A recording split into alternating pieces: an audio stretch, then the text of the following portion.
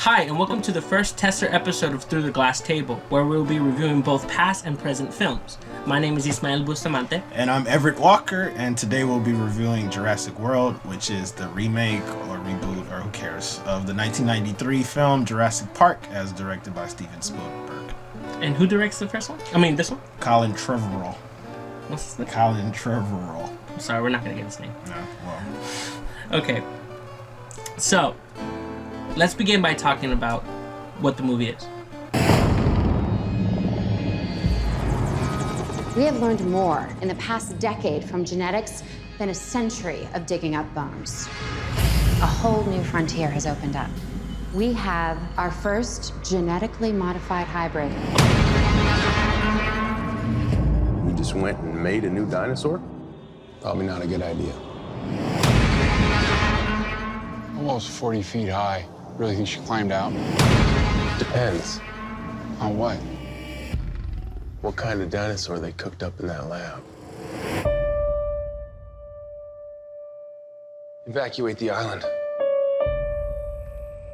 She's a highly intelligent animal. She will kill anything that moves. Oh, God.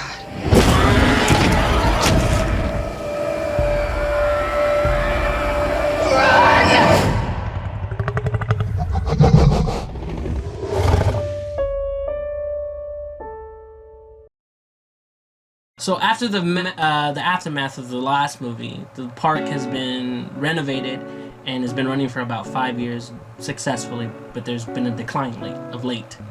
And so it starts off with two struggling teens who go visit their aunt, who's played by Bryce Dallas Howard, and they're going to reconnect with her. Yeah, well, on their journey there, they realize that they're making a bigger and better attraction in the form of the Indominus Rex, which is something amalgamation of all the dinosaurs in some plot.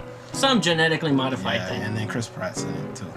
And he plays Cesar Millan, who is training raptors to do something for Vincent D'Onofrio so that some plot points can happen. So, Ismael, what did you think of Jurassic World? That's the worst explanation ever. But, That's the. We'll get into that. But what did you think of? Generally, what did you think of Jurassic World? Generally, I liked the movie. I was okay with the movie. You know, I had a lot of problems in terms of what they were trying to do, like in between the whole fucking beginning to the end, but I thought it was okay. What about you? It's just movie number 3 with Jurassic Park on it, with Jurassic Park symbols on it. It's just very generic. It's not a bad movie. It's not a good movie. I really wish that I could hate it more so that I'll have more to say, but really it's great. I mean, okay, the one thing that I liked, but it's not saying much because it's like movie standard now, is the special effects. Like, I really did like the special effects, but like, you can't go wrong with special effects nowadays because... I mean, that's their one job now, and it's just that's not a criteria. It's not something that we can measure. I liked Chris Pratt's character, but that's not saying much because that's like my boo. So, my boo. it's very good. Whatever. I don't care. But what did you dislike about it? You know, like I said before, it's just a very whatever movie. I think one of the most jarring things for me is just how predictable all the plot points are. It is very predictable. Probably. It's like Yeah. so predictable. Yeah, probably one of the worst things is the army subplot.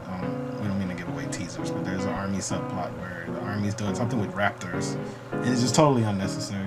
It's totally unnecessary. You could totally take that military aspect of that movie, and it would just be the same movie. Like, it was just a way to explain like the raptor chase scene, but then you didn't really need that because you had Chris Pratt, like, his whole fucking thing Already in that movie being, was being the raptor wrangler and chasing with the, you know, dealing with the raptor. So why couldn't he just say something like, oh, I got something, you know, like I can, you know, I can control these raptors. Totally unnecessary. And I think part of the reason those things are in there is just bad screenwriting. There's just things that just don't even make sense. The emotional things that were just put in there so that we're supposed to feel for like a second, but there's no development of it. One of the things we agreed upon on that too was the love story that they try to sell to us. So if you could elaborate on that. Yes. Okay. Like this love interest that they had between the Bryce Dallas Howard's character and Chris Pratt's character, Cesar Millan's character, was very forced in my opinion. Like they were trying to force it down on us in just one scene, like in trying to explain this like love tension in one scene where they had one date, and then it didn't work out, and now they kind of hate each other, but they kind of like each other and like find each other sexually attractive, and it was all just placed on that one particular scene, and so it was supposed to explain like at the end the resolve of them actually liking each other and like making out. But once you step back from the movie and you realize it's just a sequence of random events, it's just like we used to go on a date, we're running from dinosaurs, and now we love each other because we just kissed at the end of the movie. Yeah. And it makes no sense. It's just there was no development of that love. It was just from point A. Oh, let's skip all that, point B. Which, you know, is sometimes not even necessary. We'll talk about this later on in the video, but we were saying how in the original movie we don't even know the relationship between Laura Dern and Sam Neill, but you end up, you know, we can infer on our own just from the acting and the, you know, good screenwriting. And it's a total day and night. I hate to compare the movie because I know they're not the same thing. It's a different generation, but it's total day and night with those two. Yeah, movies. but you could totally tell from this movie that they were trying to copy exact elements from the first one and just trying to mimic them in this one, but it just did not play off well in this one. In the most amateur, very amateur way. It's like someone was trying to get into Spielberg and just be like, oh, I could do that shot. Oh, that's not Spielberg. Which is another problem we'll talk about later. So I think we should move on to some of the choice acting in the movie.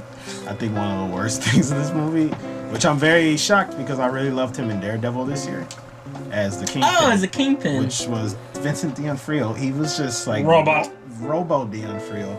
He was awful. And I think maybe he knew. Sometimes you could see that he knew maybe his whole plot, his part in the plot was unnecessary. And he just played it up. It's like, we got some new. We gotta get these government things running. Yeah. He's very hammy. You know who he reminded me of is the bad guy from Avatar, which was awful. Where he was just like the most generic. Giovanni something? No, not even Giovanni Ribisi, the army guy. He was just like the most cartoony. I don't even know that guy's name. Yeah, who even knows his name? He was the most cartoony, just sort of like black and white kind of villain. And I think that's what they put in this character. And it's just like, what is this? You know, this is not trustworthy. Yeah. Also, they were trying to recreate the John Hammond role. And like the really worst way to do it is get an Indian actor to play him. That's slightly racist. I'm sorry. Okay, maybe just slightly, but it was just like he couldn't pull off because I could barely understand what he was saying. You know, John Hammond. John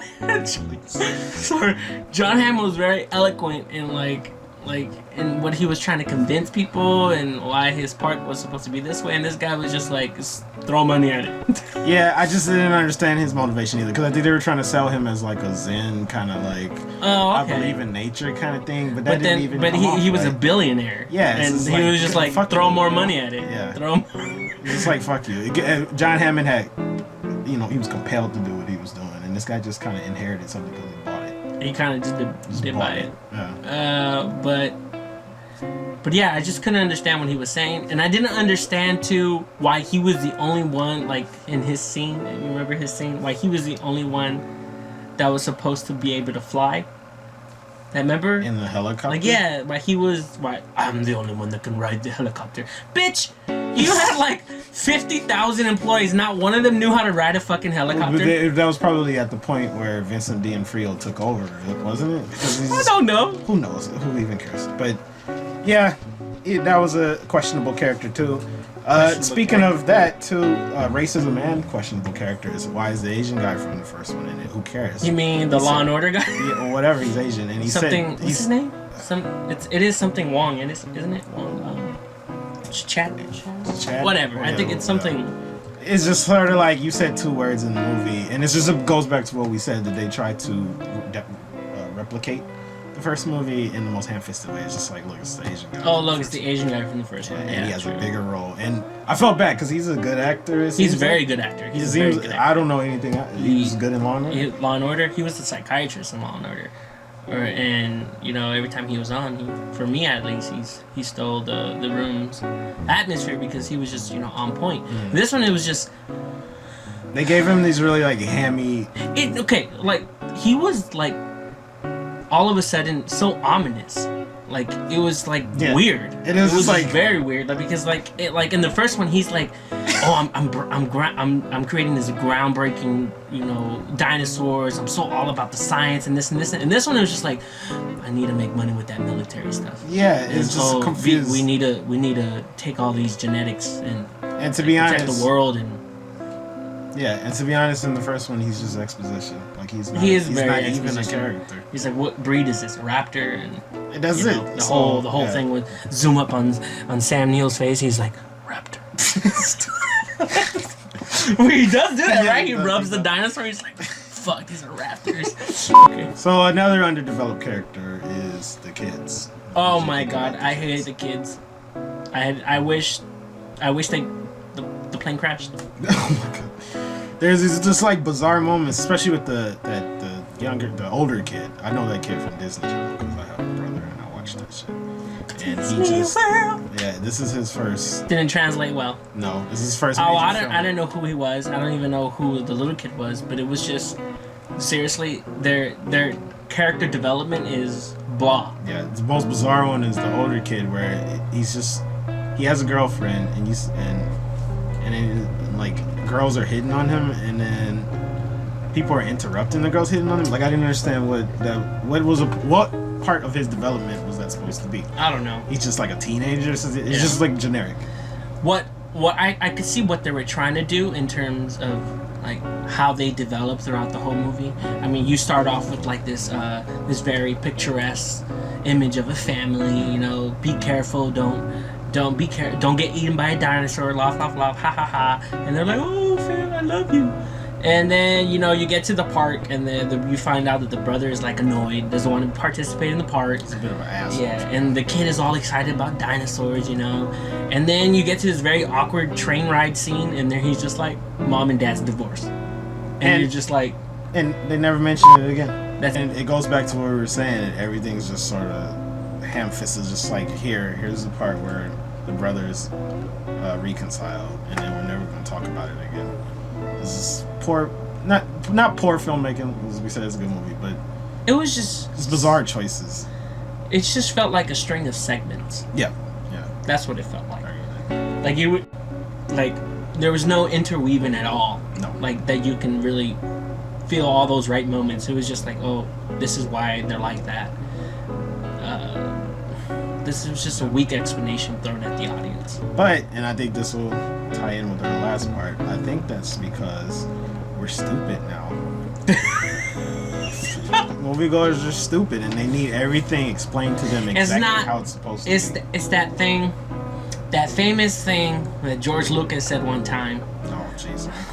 I'm gonna quote him, but not really quote him. I'm paraphrasing. Remember when he said back in the day, like, special effects is not supposed to be the main part of the story. Remember that? It's never supposed to overtake the main story. Right. It's always a tool to enhance the overall story. And he did a great job in the original trilogy with that. Except towards the end. Return of the Jedi, blah blah blah blah. But then he came out with these new prequels. And it was all fight, all CGI, no story. And I think he's probably partly responsible for why movies like this have to exist, because moviegoers don't know any better anymore. So what we're agreeing on is that the special effects takes over the story, and so the special effects itself becomes the story. Yeah, exactly. In that it's there, it's given to us, and we grab onto it. I'll be the first one to admit it. I love a movie like when it has really good special effects, but then I think about, well, there was nothing else to that movie. And there's nothing to take home with you. Like we remember every character from Jurassic Park. Not to, which is not fair to compare the two movies. It's a different era, and Spielberg, like we were talking about earlier, Spielberg is a genre of its own. You'll never replicate a movie like that. But at least from the screenwriting standpoint, you remember every character, you remember their function and what they did. And I just, Bryce Dallas Howard just wore a lot of white. And, she was the La Llorona. Crisp. She was on the phone. My kid. Oh, she was. She was like, "Where's pale. my nephews?" The fucking whole movie. Where's my nephews? Colin and shit. Chris Pratt wore a lot of tight shirts. Tight shirts and tight pants. And just like, I can run. And those are not characters. Those are placeholders. Placement cards. Yeah. Placeholders. Yeah. Which is unfortunate, but that's what filmmaking is, and I think it's part of why we're just saying it's not a bad movie. It's not a bad movie. Maybe 10 years ago we would have said this is a terrible movie. And who knows from 10 years from now what we'll This is say. a masterpiece. Yeah. I'm really proud of you for going on this trip. You're gonna have so much fun. And remember, if something chases you, run.